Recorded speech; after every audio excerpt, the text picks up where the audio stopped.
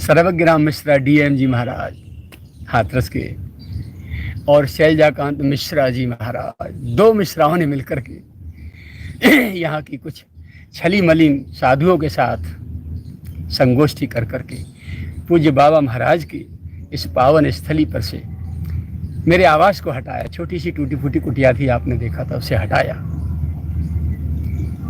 और मुझे यहाँ शैलजाकांत मिश्रा तो जाने क्या क्या सुनाने के लिए हो रहा है, लेकिन वो भी मुझे स्वीकार है, क्योंकि ये मिश्र वंश, इसकी बूंद जहाँ भी कहीं अंकुरित हुई है वो मेरी गुरु परंपरा की रक्त बूंद है, इसलिए वंदनीय है।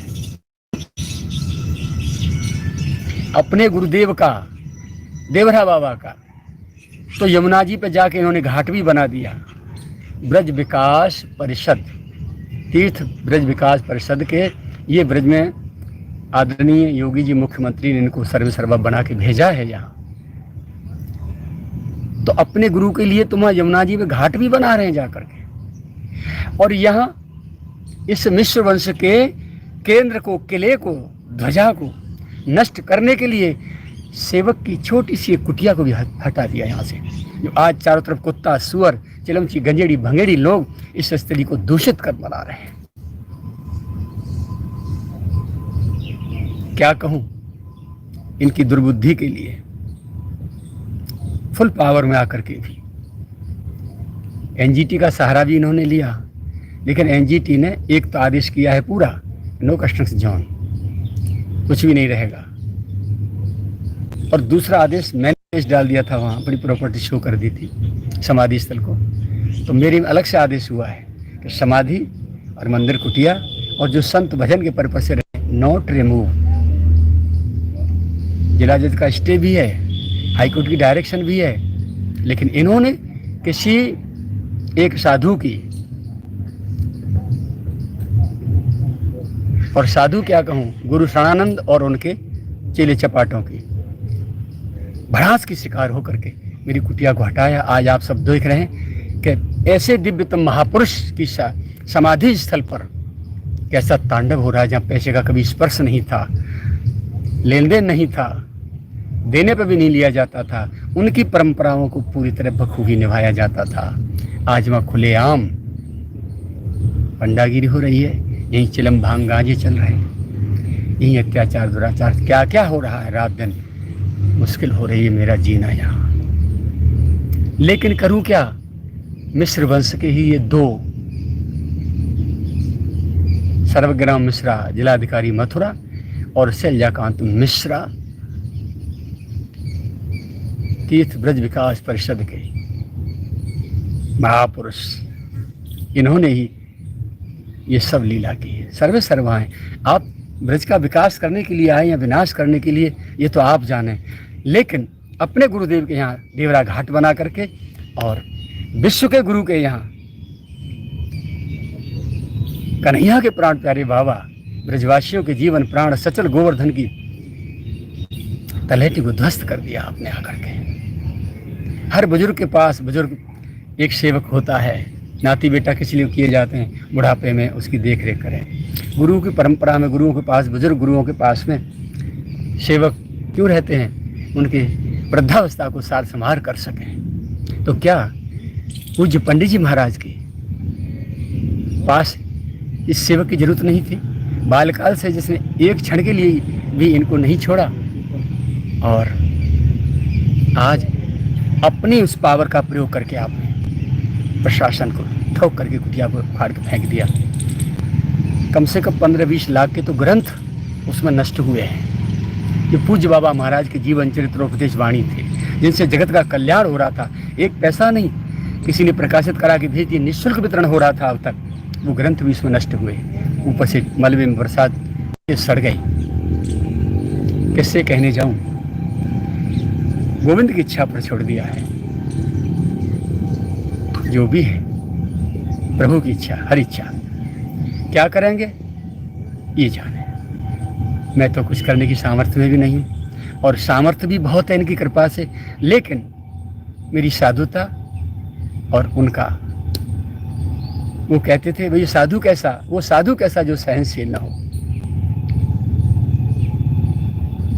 जी रहा हूं जैसा भी जीवन है अपनी मस्ती में,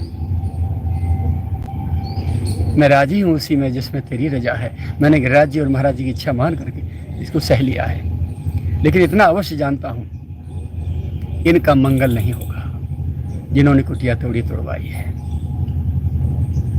ये रजोगुणी साधु अत्याचार का पैसा लेकर के अपना भरण पोषण ऐश कर रहे हैं, हेलीकॉप्टरों तक में मेंटेन कर रहे हैं, किलोमीटरों में जमीन हड़प के आश्रम में बना बना के मौज कर रहे हैं।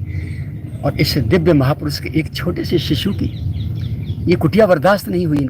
इनको जहाँ भी जगह दिखाई देती है वहाँ उसको हड़पने की कोशिश करते हैं, उसको हथियाने की कोशिश करते हैं। जो भी सरकार नई बन के आती है, मुख्यमंत्री बगल में जाके बैठ जाते हैं गुरुशरणानंद, और उनके दबाव में आकर के बहुत बड़े साधु हैं साहब, प्रशासन दबाव में आता है, फिर ये मनमानी करते हैं। मैं ये कह दूं कि ब्रज में नहीं पूरे भारत में जहाँ भी ये अघासुर का काम कर रहे हैं ये श्रीमान, तो कोई अतिशयोक्ति नहीं होगी। उघरे अंतन होए निवाहु काल नेम जिम जावृंदाहु। बहुत बड़ा इतिहास बनेगा इनके जीवन में, आप देखना क्या तांडव होगा इनका जीवन में। माता पिता को प्रसन्न करना चाहो और संतान की पिटाई करना चाहो पीट के, ऐसा संभव है क्या? आप सभी माता पिता हैं, सोचो जरा। आज इस स्थली पे चारों तरफ सुअर भगवान डोल रहे हैं, कुत्ते चारों तरफ डोल रहे हैं, चिलिमची गंजेड़ी भंगड़ी लोग पंडागिरी कर रहे हैं, चोर उचक्के रात में रुक रहे हैं, शराब पी रहे हैं, सारे भ्रष्टाचार हो रहे हैं। इसे दिव्यतम महापुरुष की स्थली, वैश्विक महापुरुष के लिए सरकार भी नहीं देख रही ना, सरकार तक बात नहीं पहुंचने देती। मेरा वो स्वरूप ये पेश करते हैं जाकर के, जाने कितना बड़ा मैं बदमाश हूं, कितना बड़ा भ्रष्टाचारी हूं। इस पावन चरित्र में इन शब्दों को लाने के लिए क्षमा करूंगा, लेकिन प्रसंगवश मुझे कहना पड़ गया है। आप लोगों तक ये बात पहुंचे कि ये घटना किसने की। अभी तो लोग समझ रहे एनजीटी के कारण जो है डेवलपमेंट अथॉरिटी ने तोड़ा है, अथॉरिटी को कोई पावर नहीं इधर आने का। सन 56 में पूज्य महाराज 7 एकड़ भूमि का पट्टा हुआ था यहाँ, वन विभाग का बाप भी नहीं था यहाँ। 25 अक्टूबर 1980 के बाद में कभी आकर के वन विभाग दर्ज हुआ है यहाँ, और वो भी बिना बताए दर्ज हो गया।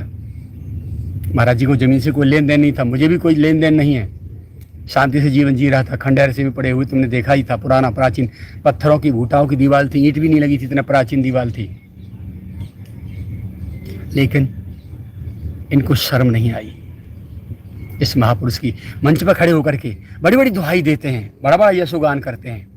और मैंने तो ये सुना है कि मेरे द्वारा लिखित जो ग्रंथ मैंने गुरुशरणानंद को दिए हैं, उन उपदेशों को और जीवनी को अपने नाम से कि मेरे उपदेश हैं, ऐसा जो है ग्रंथों में भी निकाल रहे हैं, ऐसा लोग बता रहे हैं।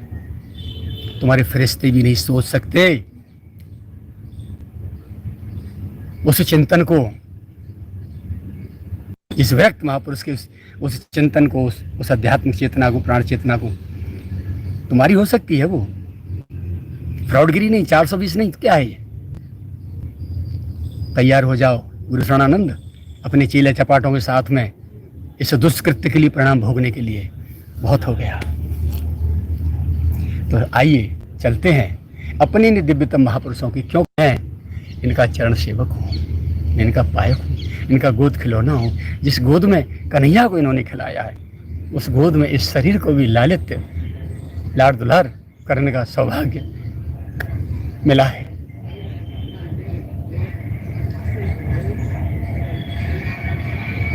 कहीं की ईंट कहीं का रोड़ा तुम्हारे शिष्यों को इकट्ठे कर करके तुमने ये भजन साधना को जानते नहीं है। सारे अत्याचार तुम्हारे आश्रमों में हो रहे हैं।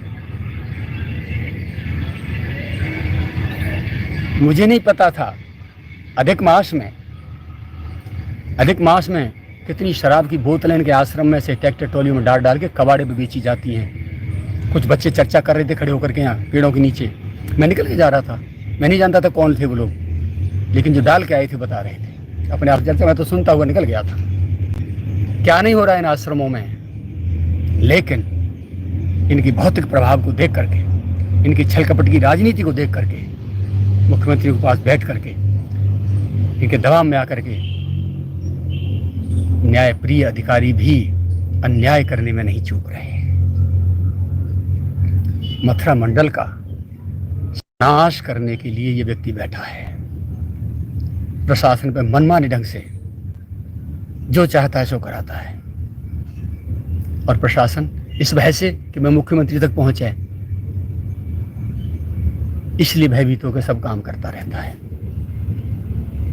जो भी हो, इन पवित्र पावन महापुरुषों के बीच में इन दुष्टों का, अत्याचारियों का नाम लेना अच्छी बात नहीं है, लेकिन कुछ सांकेतिक आपको इस स्थली की दुर्दशा जो आप देख रहे हैं और आपको भी पीड़ा वेदना है, उसकी गहराई में आपको बता दूं कि कहाँ से तीर चला है, गोली कहाँ से चली है और कहाँ जाके शिकार हुई है। एनजीटी में केस डाला है, वहाँ से आदेश कराया है, जबकि मेरा भी केस में आदेश है, मेरा सुरक्षित है वहाँ से। उसकी आड़ में इन्होंने तोड़फोड़ की, और जब से मेरी कुटिया टूटी है उसके बाद कहीं भी गोवर्धन में तोड़फोड़ नहीं है। यदि नो कंस्ट्रक्शन जोन है तो गोवर्धन पूरा गिरिराज जी के ऊपर बसा हुआ है, पूरा गोवर्धन कस्बा, और शिलाओं को निकाल के लेटरिन बनी हुई हैं घरों की, ब्रजवासियों की। आन और जतीपुरा, राधा कुंड, साखी नगला, ये जितने गांव बसे हुए हैं सब गिरिराज जी में बसे हुए हैं। भीतर तोड़िए इनको, मालूम पड़े। मेरे से ईर्ष्या क्यों? प्रश्न ये है प्रशासन से और इन अधिकारियों से, आला अधिकारियों से, जो यहाँ बैठ के सुपर पावर बने बैठे हैं और दिखा रहे हैं अपने आप को हम जो है ब्रज के विकास कर रहे हैं। अभी तो मैं ही जवाब ले रहा हूँ आपसे, मैं ही प्रश्न कर रहा हूँ। जब मेरी गिरिराज जी आपसे प्रश्न करेंगे ना, आपके फरिश्ते और आपकी औलाद भी जवाब नहीं दे पाएगी, भोगना पड़ेगा आपको। कम से कम एक बार मेरे से आके पूछ तो लिया होता। लेकिन जो इन लोगों ने कह दिया, अत्याचारियों ने, एकांत मीटिंग करके, और इसमें मैंने तो सुना है कि दिनेश शर्मा डिप्टी सीएम भी और श्रीकांत शर्मा मथुरा विद्युत मंत्री, ये भी सब इस मीटिंग में शामिल हुए थे कुटिया तोड़ने से पहले। और कुटिया इधर टूटी रही है, पूरा नेतागिरी अंदर आश्रम में बैठी रही है। जबकि मैंने कहा था कि स्टे कहाँ है, मेरा स्टे कहाँ गया? न्यायालय की कोई वैल्यू नहीं है ना। ऑर्डर दिखाइए कुटिया तोड़ने का, कहीं भी एनजीटी का दिखाइए, जिला जज का दिखाइए, हाई कोर्ट दिखाइए। जो भी पुलिस के अधिकारी थे और जो भी वन विभाग के लोग आए थे, बोले आदेश तो कुछ नहीं है। जब आदेश कुछ नहीं है कुटिया तोड़ने का, और न्यायालय में आज भी विचाराधीन है मेरा वाद और स्टे है मेरी कुटिया पे, उसके बाद भी कुटिया तोड़ दी गई, कोई ऑर्डर नहीं था। तो तानाशाही, गुंडागिरी, बदतमीजी नहीं ना, भ्रष्टाचार रहा ना, पैसे के बल पर अधिकारियों ने तोड़ा इसको। इस दिव्यतम महापुरुष को इन विषयी विकारी कुकर कुत्तों के हाथ में नहीं जाने दूंगा जब तक मेरी जान है। बाबा के स्वरूप को गिरने नहीं दूंगा। बाबा की सेवा में जो लोग रह रहे थे, चाहे वो रामदास हो, चाहे वो ठाकुरदास हो, और बड़े बड़े तो पहले जा चुके, और तीसरा इस शरीर, और इसके अतिरिक्त कोई नहीं था। ये रामदास ठाकुरदास भी बाहर से गुरुओं के शिष्य थे पहले से, तो उन्होंने भी बाबा को कैश किया। किसी ने गौशाला, किसी ने आश्रम, किसी ने अरबों की व्यवस्था खड़ी कर ली बाबा के नाम से। कोई बता दे माई का लाल कि कृष्णदास ने एक पैसा भी लिया हो, एक लेटरिन बाथरूम भी अपनी बनाई हो कहीं। ये सारी चीजें सहज नहीं है। गुरु गोविंद दोनों जानते हैं और जनता भी जानती है। पूरा जीवन बीता है और आज भी बीत रहा है। साधु बनना तो सहज है, इस वेश को निभाना बहुत कठिन है। और एक सिद्धांत है, जबरदस्त सिद्धांत है, इसे आप अस्वीकार नहीं कर सकते। घर में रह करके जो व्यक्ति जिस वस्तु से पीड़ित होता है,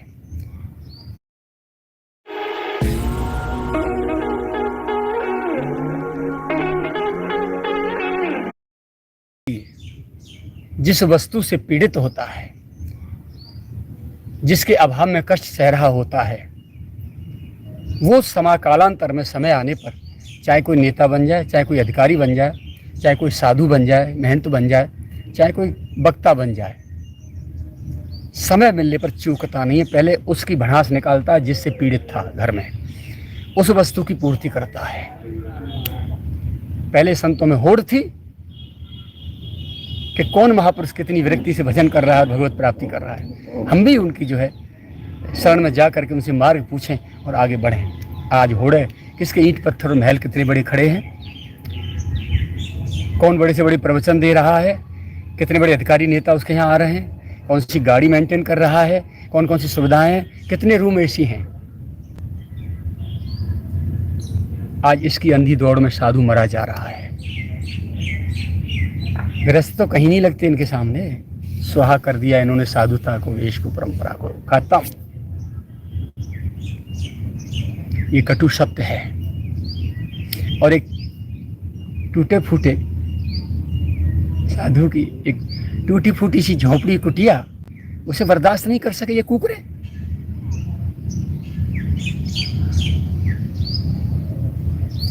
मैं भी देखता हूं और देख रहा हूं गिरिराज जी क्या करते हैं।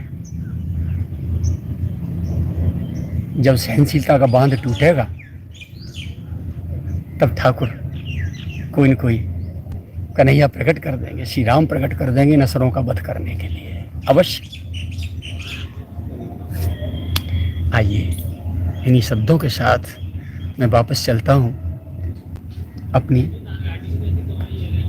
प्राण प्यारे बाबा, आपकी प्राण प्यारे बाबा की पूज पिताजी की कोठी में चलते हैं।